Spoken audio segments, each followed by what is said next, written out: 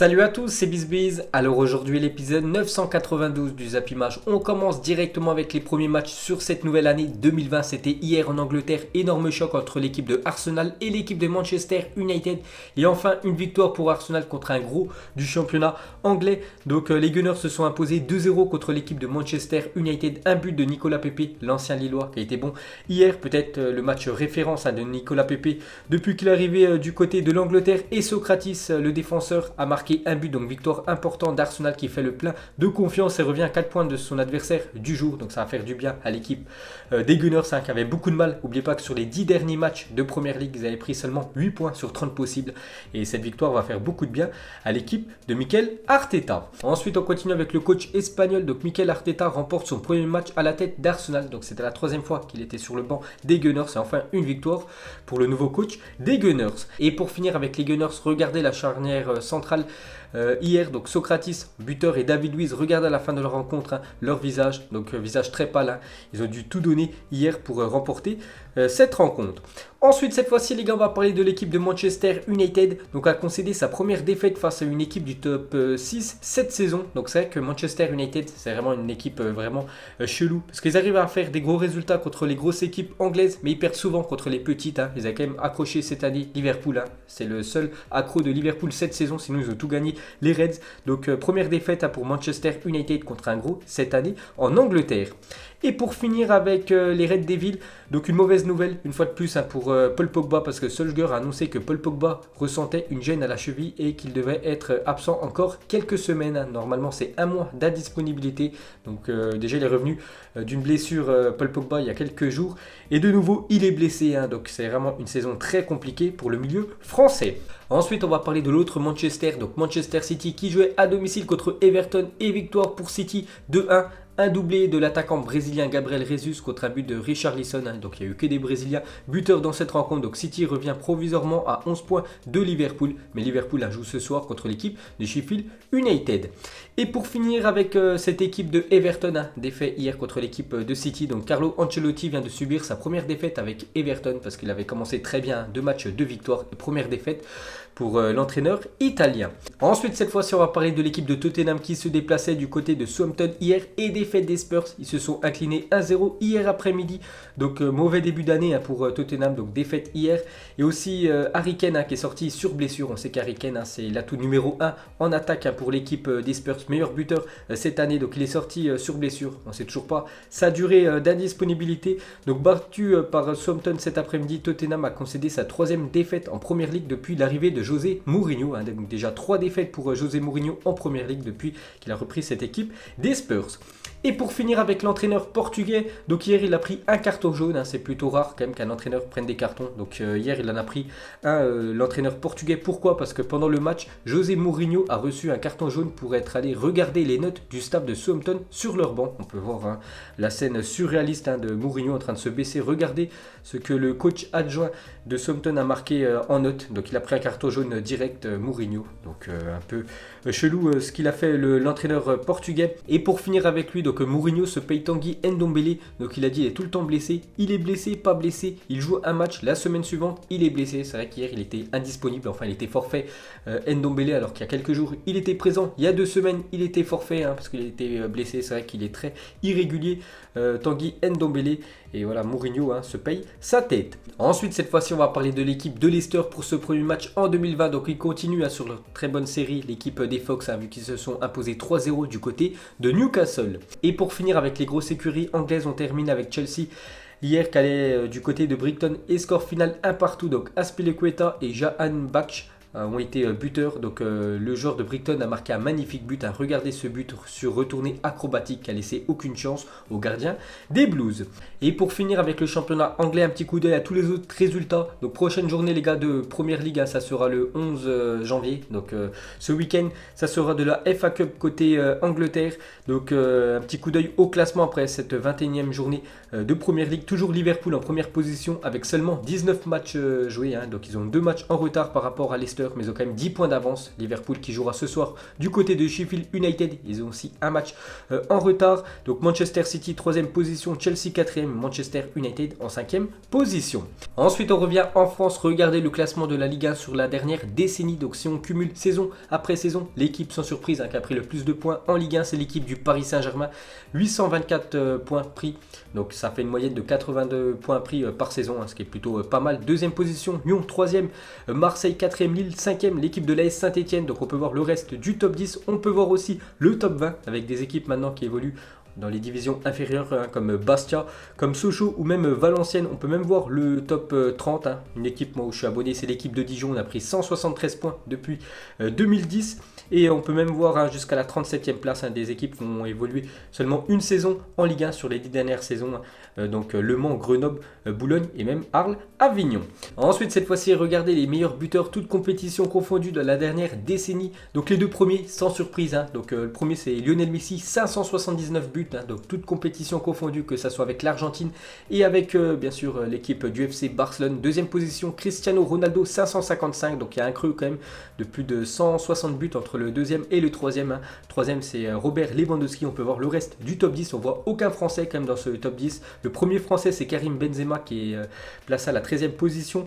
Le deuxième Français, les gars, c'est Antoine Griezmann à la 17e position avec 219 buts avec l'équipe de France et avec la Real Sociedad et l'Atlético et le Barça. Giroud, on peut voir en 3e position des meilleurs Français, 210 buts. On peut voir le reste du top 30. Ensuite, on revient sur Léo Messi qui a terminé la dernière décennie en club. Donc, meilleur buteur avec 369 buts pour Lionel Messi sur ces 10 dernières saisons.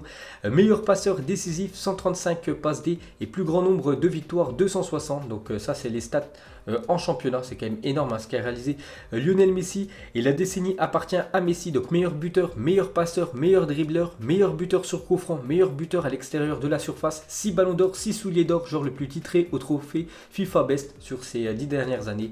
Donc un joueur exceptionnel, l'Argentin. Et pour finir avec lui, donc si on cumule le nombre de buts qu'il a inscrit en championnat avec les stats aussi de Cristiano Ronaldo, donc les deux monstres du football sur la dernière décennie ont inscrit 704 buts en championnat. Donc c'est plus quand même que l'équipe de Chelsea, ex aequo avec l'équipe de Arsenal. Toute l'équipe des Gunners a marqué 704 buts sur les 10 dernières saisons. Donc c'est énorme.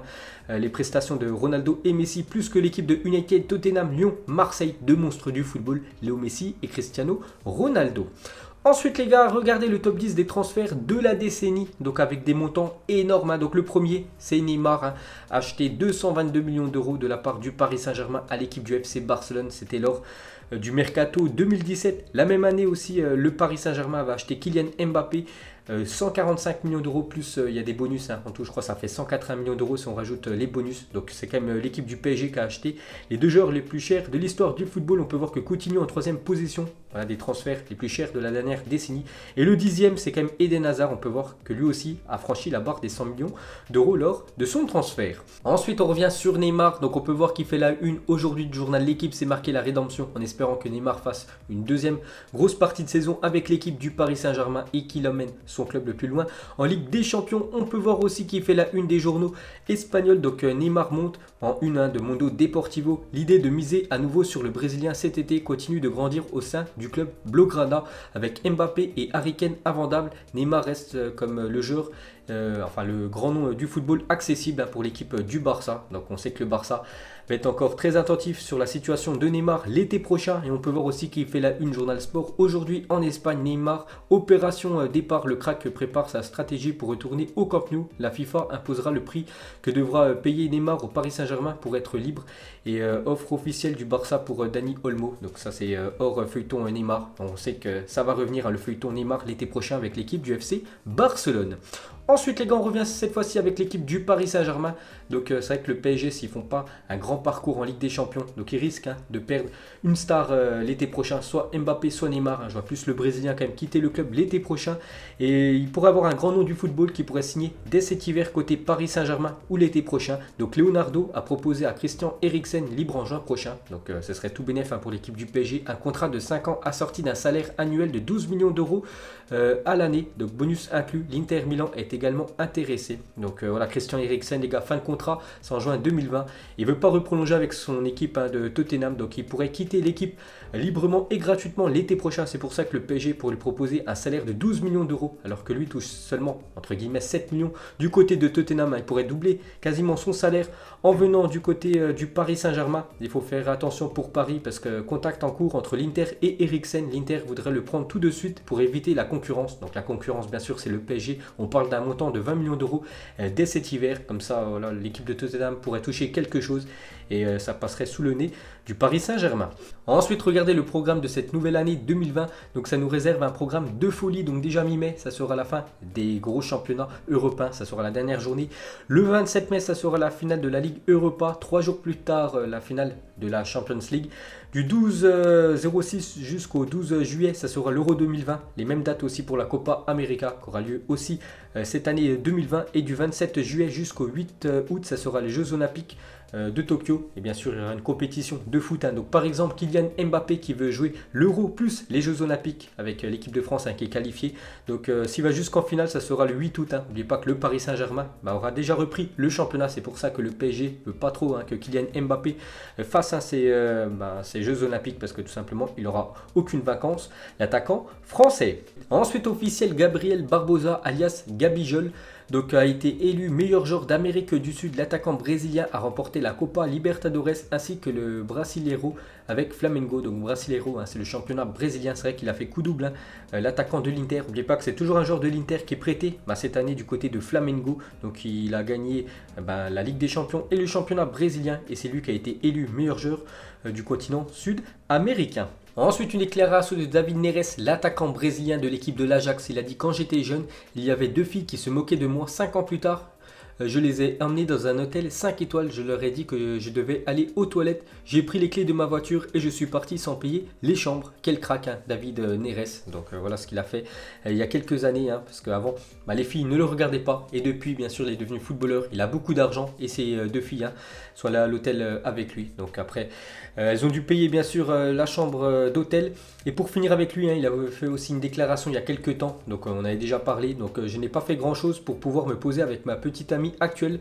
Je l'ai trouvé sur Instagram et je lui ai envoyé en message privé en disant: salut, je suis David Neres, je joue à l'Ajax et si on se voyait, c'est suffisant pour avoir un rendez-vous. Donc on peut voir que c'est chelou quand même la vie de David Neres avec les filles. Ensuite, des nouvelles de Mario Balotelli. Donc en voulant rentrer chez lui cette nuit, Balotelli a encastré sa voiture dans le portail de son voisin. Fatigué, l'attaquant italien est alors rentré chez lui, se coucher sans prévenir personne. Il a laissé sa voiture en plein milieu, il n'en a rien à foutre. Il est parti se coucher. À mon avis, il a bien arrosé le réveillon Mario Balotelli. Et pour finir ce Zap Image, regardez ce dessin qui illustre très bien ce qui s'est passé dans le monde du football cette dernière décennie. Donc vous mettrez en commentaire pour vous quel a été le moment le plus fort sur cette dernière décennie. Donc là par exemple sur le dessin on peut voir pas mal de choses. On peut voir Luis Suarez qui arrête le ballon de la main. C'est en Coupe du Monde 2010 contre le Ghana. On peut voir Messi et avec ses 6 ballons d'or. On peut voir Mbappé et Neymar avec des sacs d'argent à leurs pieds. Donc c'est quand même les 2 plus gros transferts de l'histoire du football. On peut voir plein de choses sur cette image. Donc vous mettrez tout ça en commentaire ou même quelque chose d'autre qui est hors ce magnifique dessin. Donc voilà les gars, la fin de ce Zap Image 992. Donc si ça vous a plu, un petit like et je vous ferai l'épisode 993 demain. Donc moi je vous laisse et je vous dis à la prochaine comme d'habitude.